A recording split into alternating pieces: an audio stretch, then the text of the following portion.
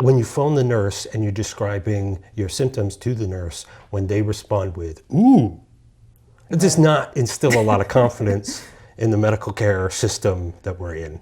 Hey, everyone. Welcome to Erin Explains, the show where my friend Erin explains something to me. And today, you're not explaining anything. No, for this topic, I reached the limit of my explanatory powers. Can't explain it. No. So what are we doing today?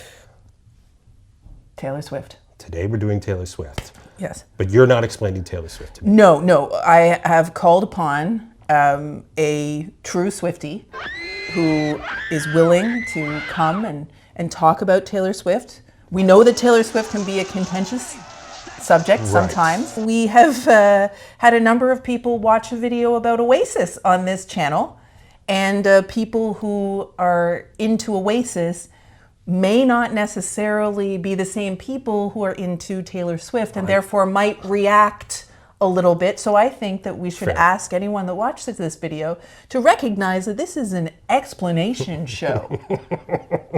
Right. We're not trying to convince anybody that they have to listen to Taylor Swift or Sabrina Carpenter or Oasis or Billy Joel or ABBA. Watch the previous video where we talk about poptimism, we talk about taste, we talk about, giving each kind of music, artist, genre, its due on its own terms. Right. And that's what we want to do today. Is we want to, for us and those of us who may not understand Taylor Swift, this is an opportunity to have it explained. Right.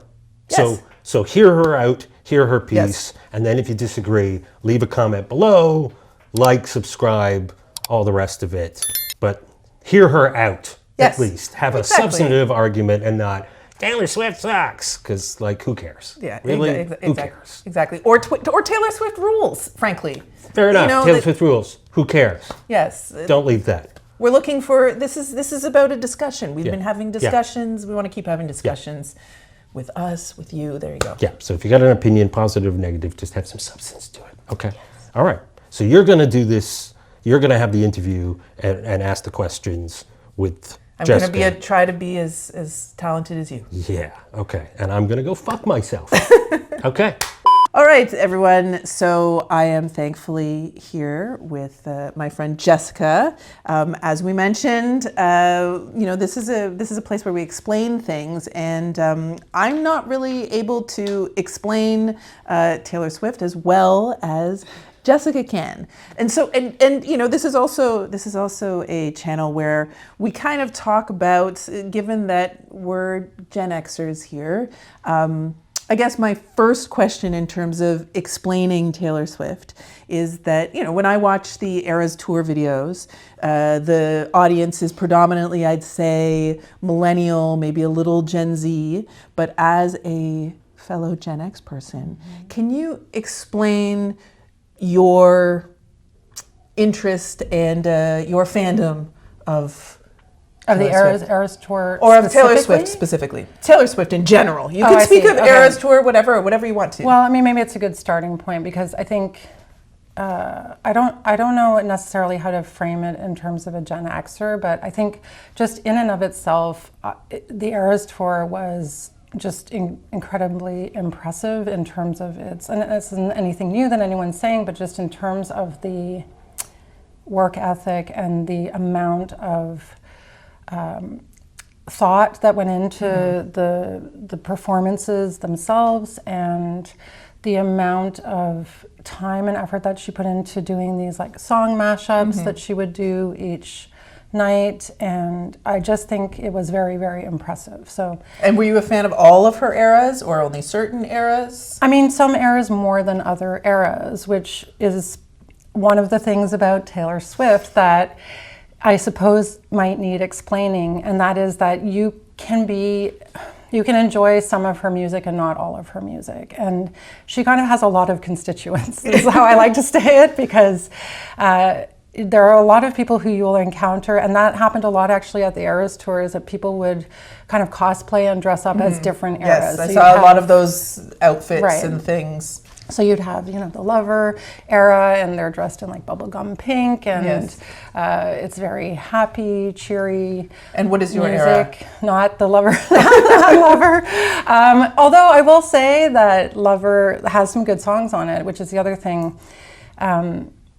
So I found my way to Taylor Swift because of my daughter, which is, I think, how a lot of older women find their way to Taylor Swift.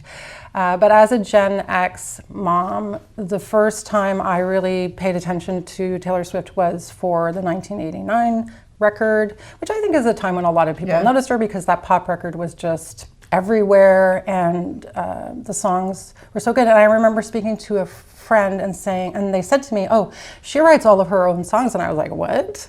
Wait a minute, pop singer that wait a writes minute, all what?" of her own songs? That kind of got me intrigued, and then I thought, wow, she writes all of her own songs, and then I learned that she'd been writing all of her songs from the beginning, and that she had started so young, and I think I was just kind of blown away by that. And you went to see her initially. live with your daughter. I did. We went here in Montreal, and it was great. It was a great show, and we had a great time, and the music was great, and I think as a performer, she definitely, obviously, has evolved a lot since then, but I didn't go to the Eras tour, for example. And I think probably the Eras tour, in terms of as a performer and also as a vocalist, like she's definitely improved. But you saw the film of the Eras tour? Yeah, sure, kind of. I mean, I watched a lot of grainy video of Eras tours, like TikTok Live? Yeah, something like that. Because every night there was this hook of what songs was she going to play, and anyway, what guests is she going to? Anyway, I don't want. I mean, it is easy to become a little fixated, I think. But I will say that. So for me, it was mostly, oh wow, she writes her own songs, and then thinking that the writing was really excellent. Like, I really thought that the writing was really, really good, and I think that's how I found my way in. And is this, would you say that Taylor Swift sounds like other artists that you enjoy, or is Taylor Swift kind of an exception? Taylor Swift sounds like Taylor Swift to me. Okay. But for sure, like, that stripped down, more kind of inward looking writing that was on Folklore, for example, which really was her attempt to appeal to, I think, other parts of the music industry, like other genres, indie genre in particular. Like folks who might not necessarily be interested in indie. the more poppy kind of shiny stuff, the Shake It Off crowd. Yeah. Yeah, so more indie, like indie rock or independent rock. I mean, she collaborated with Bon Iver on that record, and that was kind of her stamp of approval that she got. From like the Pitchfork crowd, right? Yes, and that's the album that the Pitchfork crowd likes. And then it caused Pitchfork, incidentally, to then go back and revisit her other albums, and there was a bit of a desire to recognize Taylor Swift's talents and abilities in a way that hadn't really been appreciated by Pitchfork before. There you go. Yeah. And I felt vindication at that point. I was like, see. So this is your history with Taylor Swift, but then we get to the album. We're speaking on Sunday, just a couple of days after the album was released, and also just a couple of hours after you saw the film accompaniment, in theaters of the Life of a Showgirl. Was it called The Life of a Showgirl? I'm not familiar. Okay, so it was called Life of a Showgirl, the film, and which was the accompaniment to The Life of a Showgirl. The album. It's not a film. It's not a film. It's not. Okay. So, and she didn't, to be fair, she never billed it that way. She did bill it as lyric videos, behind the scenes and intros to each of the songs, and behind the scenes of the video for The Fate of Ophelia, which is the title track off of The Life of a Showgirl. The first single. The first single. Or, sorry, not title track, sorry. First single. And so she never presented it like the Long Pond Sessions or something, which is the film that they made about recording Folklore, which had a lot of like really stripped down vocals and that sort of thing. So you're not getting much. Let's just put it that way. All right. Like you're not. Okay. You're paying $20 for basically to see the video, which was very good. The video itself is quite good. She directs it herself, and I've seen other videos that she's directed from. It's very good over the past number of years, and they are good. Yeah. But the album, a lot of people don't think it's very good. No, there's a lot of it's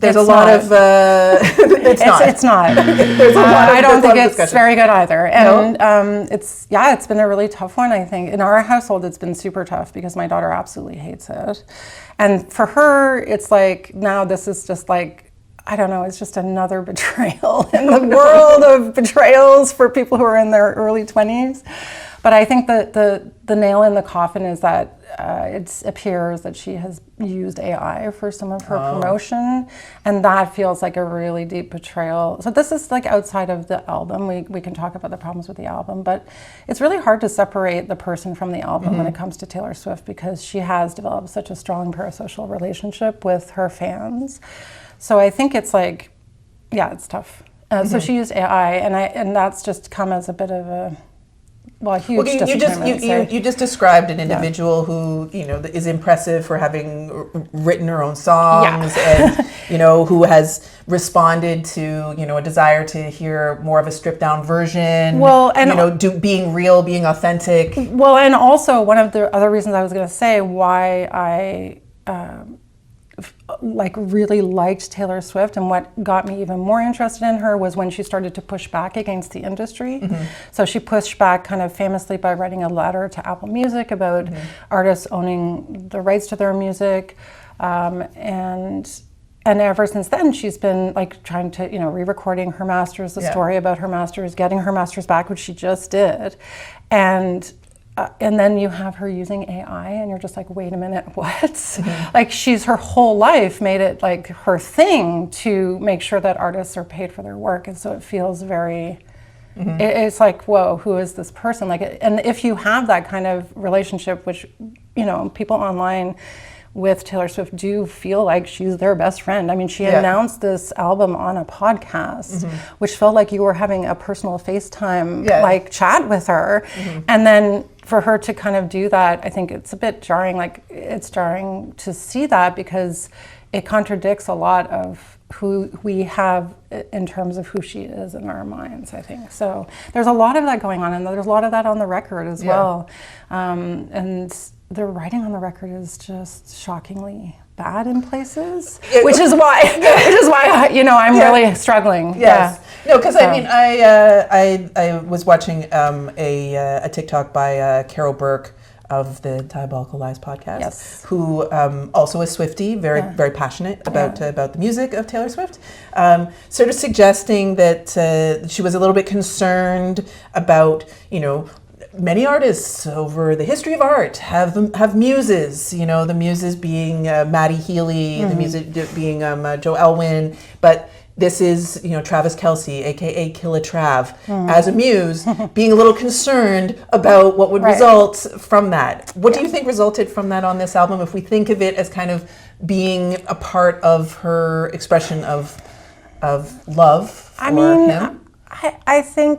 I think that's part of it, but I don't know. There are pieces missing for me in how this could ever have come out as it is, because some of the writing is, as I said, very, very bad.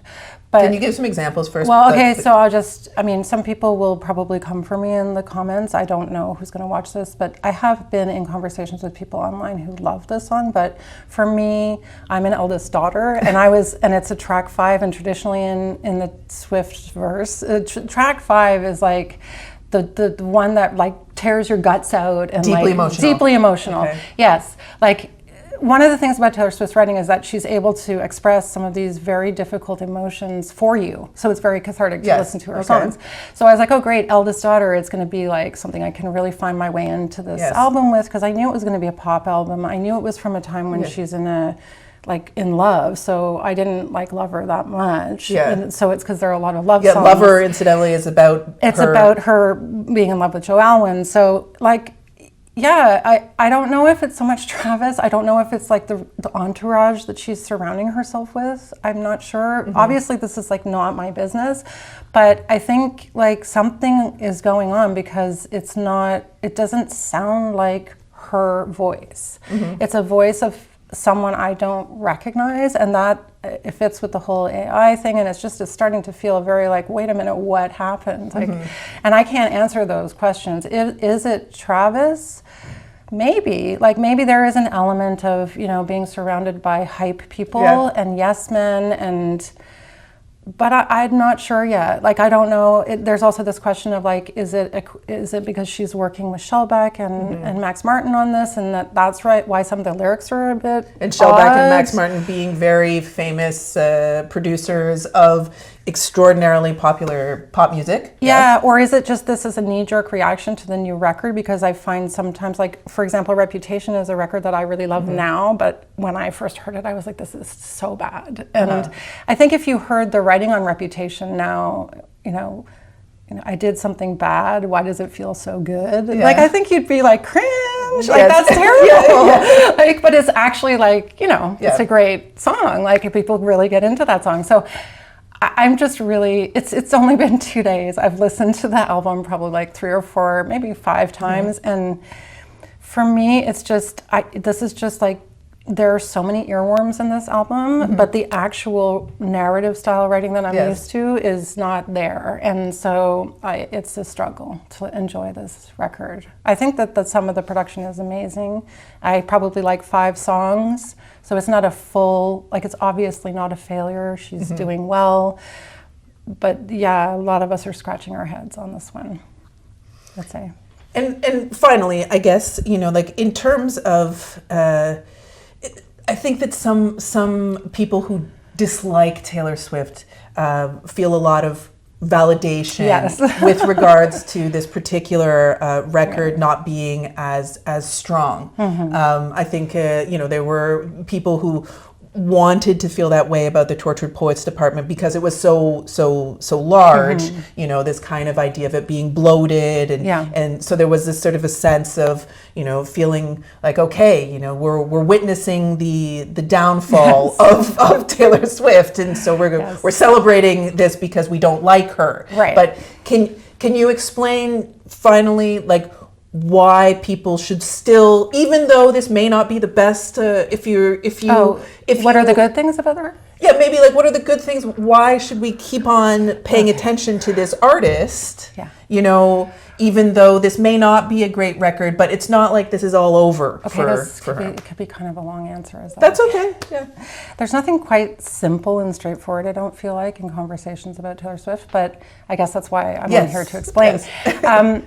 There's a couple things that I have to say kind of in her defense, I guess, but it is feeling difficult to defend this record. So I you know, Taylor Swift, yes, she's a billionaire. Yes, as I said, she's probably surrounded herself by a lot of people who are just cheering her on, and maybe she's not being so critical. Like, you have this feeling that she's relaxed into this, I can do whatever I want on this record, and it shows. She's doing a lot of stuff. Yeah, she's doing a lot of stuff, but she still really cares about what people think of her or what critics think of her. I think she takes it very seriously. So the criticism of the Tortured Poets department was that it's 31 songs, it's bloated, she just needs an editor, they all sound the same, what's the point of this? Like, we don't need to have 5 songs about the same thing, enough already, like, we don't want to hear it again. And I think Taylor Swift really only writes about certain things. Like, it's clear on this record that there's only certain things that she writes about, and that there's nothing new on this record in terms of content. So I think she listened to the criticism, and she's like, okay, well, and also there was a lot of criticism of working with Erin and working again with Jack Antonoff, and as producers, and she was like, okay, I'm listening. I won't work with them this time, and that's why she went back to Max Martin and Shellback, and well, I think that's why. And she's responding to the criticism that she had. And it's like, it's only going to be 12. There's not going to be like another drop of like extra songs or extra anything. I'm not doing that. It's only 12. And I think it's a shame because I just don't think that you know, I think it's sort of like my daughter and I are talking about it, and we're like, look, it's fine to go back and work with other people or work with someone new, but it would have been nice if we had more songs, because it doesn't feel like the themes were properly explored on this album. Like, it's almost like she's just trying to make one hit after the next. And then the reason why I think it's worth listening is that there have been some theories coming out, and there's been some things that I've been thinking about since I started listening to it. And I did get into this online conversation with a millennial woman who loves Eldest Daughter. And I was like, really? And she was like, why do you hate it? And we had this really good conversation, and we just didn't see the song the same way. Like, a lot of the cringe lyrics on that song are things that other listeners are able to relate to. But there is this idea for this record. It's supposed to be the life of a showgirl, so it's supposed to be the real life of an entertainer. And Taylor Swift has been an entertainer since she was very, very young. So she entered the industry at a really young age and was taken advantage of. And so there's this idea about this record, and I mean, I don't know how far-fetched this is, but I think it's really interesting, and this is why people get hooked into Taylor Swift's stuff, is that even if it's bad, is because I think she is trying to say something more broadly about the entertainment industry. And people are starting to notice how a lot of the songs sound like other songs. Like, the most obvious one is Wood, which is the Jackson 5. And then the actually romantic, which is the diss track, which is Weezer. Or the Pixies, depending. Well, depending, but it's like, okay, but so it was Weezer first, and then it was another pop star, and then the last song, The Life of a Showgirl, is actually like a Jonas Brothers song, Cool, I think it's called. But anyway, so it's not that it is, but it's whatever it's called, like interloped or I don't know what the interpolation. Interpolation. Yes. The same with all their figures. But it seems like, so, and the other thing is that Hamlet, as you know, is like a play within a play. Yes. So there's kind of this idea going around that actually this is an exploration of all of these very young pop stars and their sound, and so it's like a broader message overall. It doesn't change the fact that the writing on some of the songs is terrible, but it does make it more interesting as a project. And like, when I listen to this record, it's like it makes my head hurt because the styles are so different. So that was starting to make more sense to me. But yeah, I don't know, like, they say, a lot of people say, and there's two sides to this. A lot of people will say, and I'm just going to go back to the comment that I made about Reputation. A lot of people will say, well, like, just sit with it, just listen to it, just wait, just see. You're not getting it yet. And some people think like and I've thought about this over the last 48 hours, is that just an excuse that it's bad, but I'm like talking myself into it being good? Or is it just that I haven't found my way? It's usually that there's things that we're not noticing that come out. Now, is that true for this record? I'm not sure. I'm not convinced, but I'll be listening to it to see. And there are 5 songs that I really like on the record, like, regardless. And there is some good writing, like, what are the song Cancelled, for example, is a good song. The writing on that song is really good. So it's just that it's not my usual experience with Taylor Swift. And so it's really jarring from that perspective. So yeah, keep listening. People love it. I mean, it's charted, like, it's broken every record. It broke Adele's record. So yeah, I don't know if she's going to come up with anything else for a while. So this might be all we got. This is all we got. Yeah. Okay. Well, as Ryan would say, I think that explains it. Thank you so much. Yeah, no problem. For coming and sharing and facing the fact that the last video that we did had a whole bunch of people who love Oasis. Oh yes. So who knows how they'll react to this. Yeah, that's all right. fine. Thank you very much. Okay. Wow, what an amazing conversation. That was fascinating. I was like hanging on the edge of my seat the entire time. I learned so much, especially the stuff at the end there. I didn't see that coming. That was amazing. And it's a good reason people watch through to the end of the video. Otherwise they would have missed that. Right? Exactly. Fantastic. Is there anything that we wanted explained to us today? No, because I completely forgot we were going to do that. Like and subscribe, leave a comment, see you next week. All right.